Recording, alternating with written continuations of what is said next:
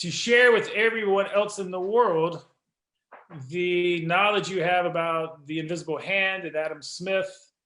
I told you I was going to share some quotes about Adam Smith that are from other writers. These are 20th, 21st century writers who are critiquing what's popularly called neoliberalism,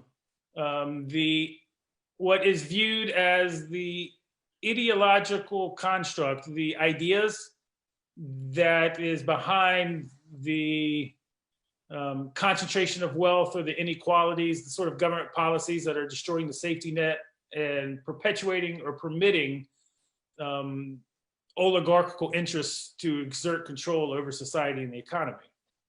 And if you take a college class these days, you are taught that Adam Smith is the intellectual author of the worldview and the types of theories and systems that are enabling this oligarchical control. So these are two examples of people describing Adam Smith or explaining what Adam Smith is. One is George Lakoff, and this is from a really famous article he wrote about framing.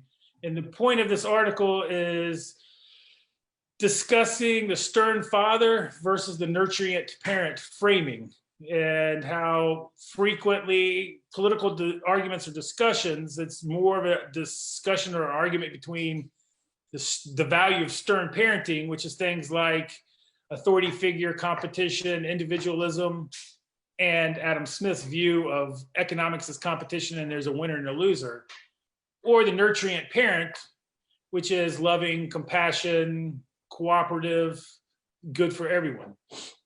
So this is what George Lakoff has to say about Adam Smith. The link is the morality of self-interest, which is a version of Adam Smith's view of capitalism. Adam Smith said that if everyone pursues their own profit, then the profit of all will be maximized by the invisible hand. That this, by nature, just naturally, go about pursuing your own profit and you are helping everyone. This is linked to a general metaphor that views well-being as wealth.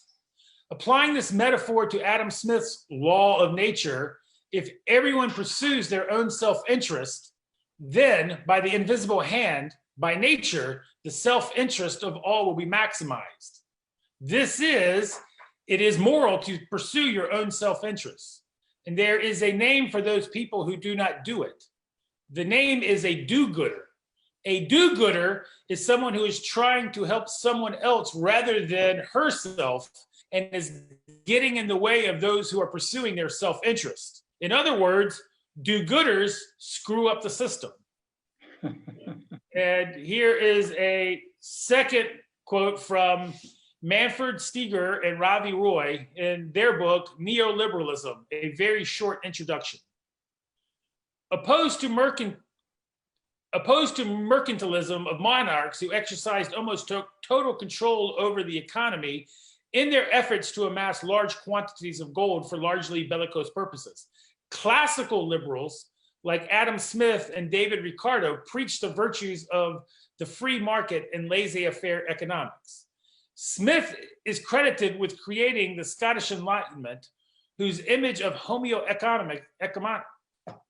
economicus, the view that people are isolated individuals whose actions reflect mostly self-interest. So to begin with, how do you feel about those interpretations of Adam Smith? Well, those are great quotes. If you were seeking to discredit Smith by taking all of his ideas out of context. So basically, the ideas that you heard in those quotes are representative of the misinformation that's put out by Smith, particularly in the 20th century. I think earlier than that, people had a pretty good understanding of it. So let me start at the beginning. Adam Smith is a Scottish philosopher who lived in the 18th century, and he wrote 2 books. One of these was on ethics, the theory of moral sentiments. And for anybody to argue that Smith was in favor of homo economicus represents a real misunderstanding of Smith's corpus of his work, because Homo economicus implies that we're all greedy and striving, and we're using our minds to rationally calculate the best way to achieve our own selfish ends. And the theory of moral sentiments is a totally different story about, Smith actually says humans are not very rational. We're driven by our instincts. And the most powerful instinct is to be part of a community, to be a social person, not an individual person. So the very nature that you could even think of a human living in isolation from others who's not under the influence of others is anathema to Smith. There is no ethics outside of our social relations with other people. There's no way that you or I could even form an understanding of who we are, except through the lens of seeing how other people see us and how we see ourselves in light of how other people see us. So Adam Smith's first book is about ethics.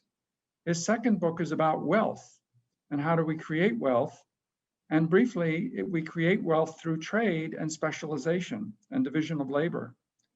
But in order for there to be trade, we have to be able to trust, because most contracts cannot write out every possible contingency.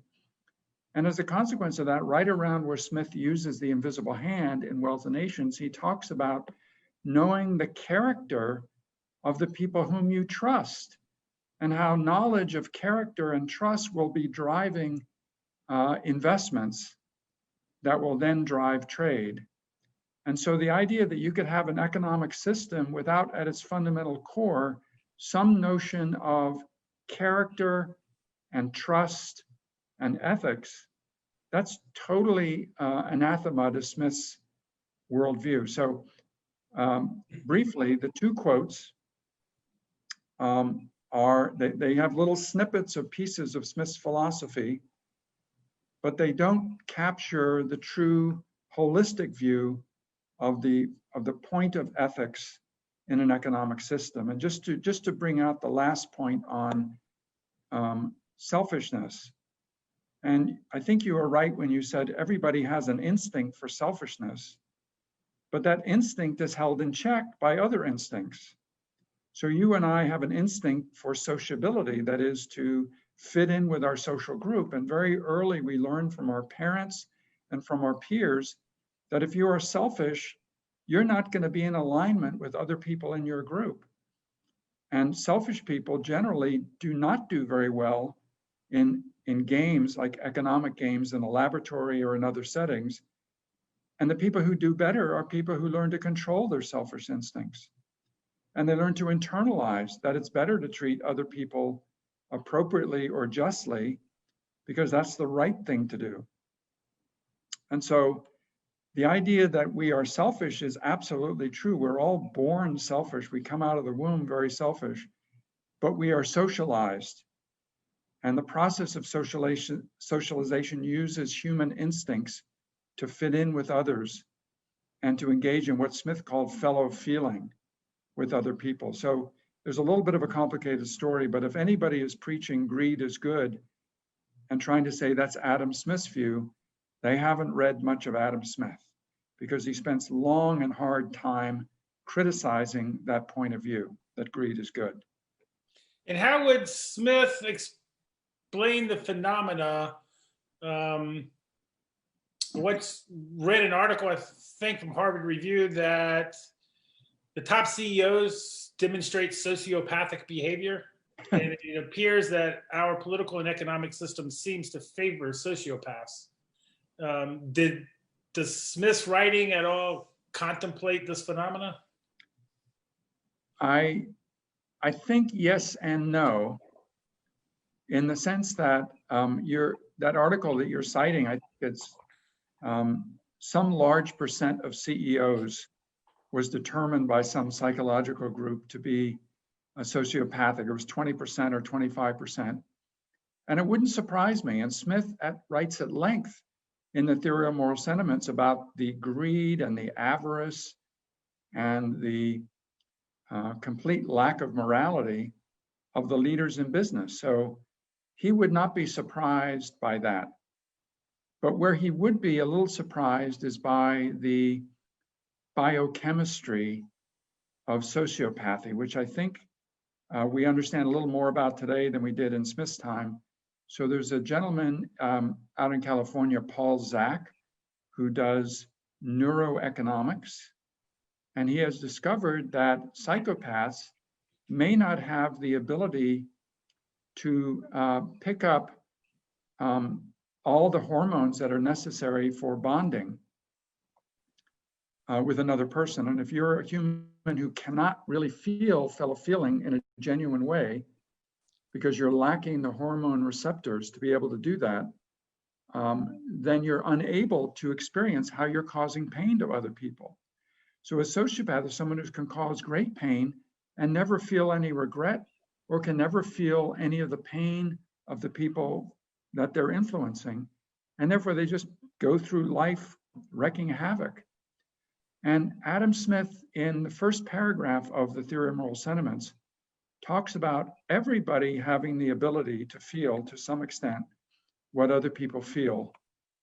And he talks about even the worst violators of the justice system, the worst criminal, are able to feel some amount of fellow feeling. And so I think he's wrong on that. But he generally does understand the notion of sociopathy. I'm not saying it right. But anyway, he does understand that some people could be kind of off the charts, and he addresses them over and over again in The Theory of Moral Sentiments.